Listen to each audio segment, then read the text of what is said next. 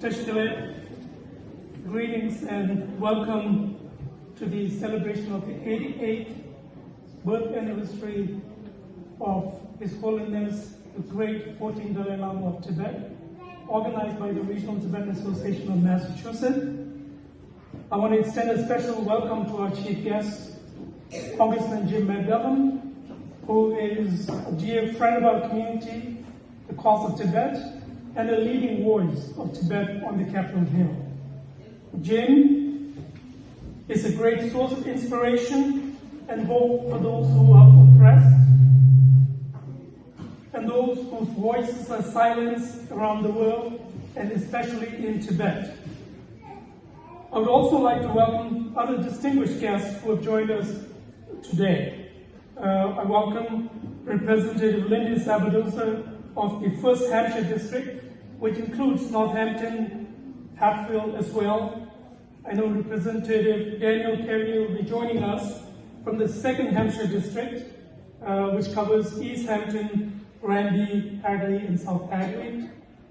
A special welcome to Kristen Ilaiko, the Western Massachusetts Director of Office of the Governor, Maura Haley, Mayor Nicole LaChapelle, the City of Northampton, Lynn Grismer, President of Amherst Town Council, Father McGonigal of Most Holy Redeemer Church was not able to be here, but I believe John Gibbons and Barbara will be joining us. I also want to recognize and welcome Kobe Gardner, who is the district representative of Congressman Jim McGovern in Northampton. A very special welcome to Gishingawa Singala, Director of the Jambe Center for Tibetan Buddhist Studies. A special welcome to Dabula, former member of the Tibetan Parliament, and a welcome to all the former members of Central Tibetan Administration and our local community. And I see there are many guests from outside the area for joining us. So thank you for joining us and welcome to this great celebration. On the 88th birthday of His Holiness, it is with profound joy and gratitude as a member of the 17th Tibetan Parliament Exile, and on my own behalf, I would like to first thank His Holiness the Dalai Lama for his leadership and lifelong commitment to promoting love and compassion, religious harmony, and safeguarding Tibet's rich cultural heritage and identity for the last more than 6 decades. May His Holiness live a very long life, and may all his aspirations come true. On this occasion, as the President of our association reminded of His Holiness the full commitment, I think the best gift that we can give to His Holiness the Dalai Lama is to really put into practice, into action, his teachings and his full commitment.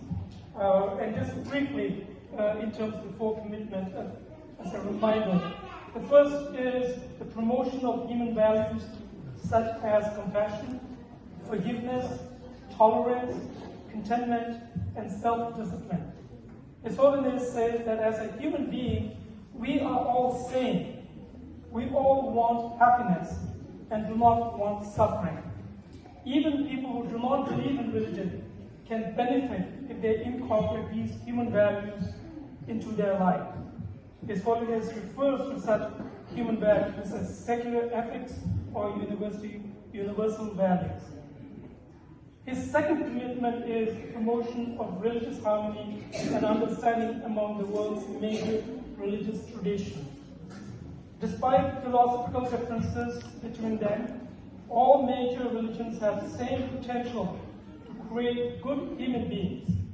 It is therefore important for all religious traditions to respect one another and recognize the value of their respective traditions. The idea that there is one truth and one religion is relevant to the individual practitioner.